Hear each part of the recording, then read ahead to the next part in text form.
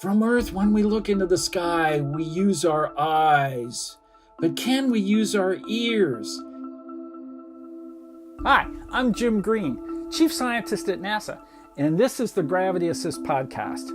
In this season of Gravity Assist, we'll go behind the scenes at NASA, and we'll hear from the scientists and engineers and others who make these amazing space missions happen.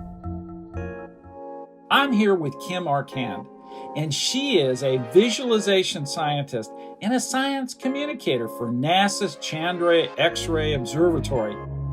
How do you approach this challenge of turning satellite data into sounds?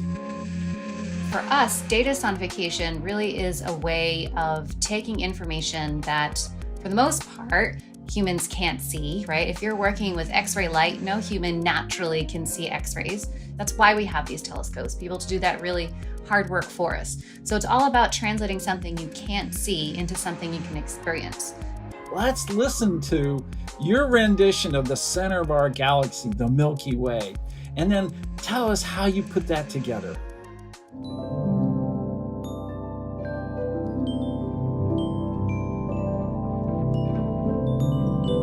This is a very classic image. It's, of course, our home galaxy. We're looking at the inner, about 400 light-year region around the supermassive black hole, Sagittarius A star, at the very core of the Milky Way. And particularly as you approach the supermassive black hole, as you skew across the image from left to right, you'll hear there's this massive crescendo, and it's where all the sort of action is happening.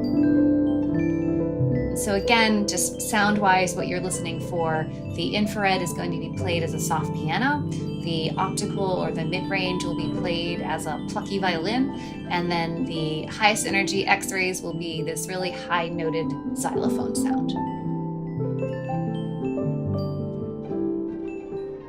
Well, another really great one is the Crab Nebula. That's a cosmic object that we've studied for, centuries, because it originally started in 1054 with a massive explosion. Well, let's listen.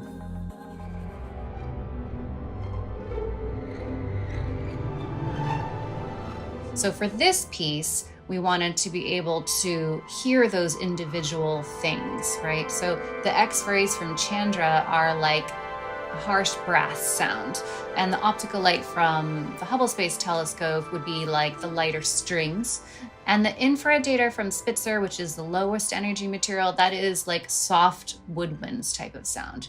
So there's a lot going on, but if we were somehow near Crab Nebula, we wouldn't be able to hear sounds like this, because for one thing, you need to have some sort of medium for sound to be able to transfer to you through, and we don't have that in space. Astronomy has sort of prioritized visuals for a long time, but there's no reason why you can't include other senses as well.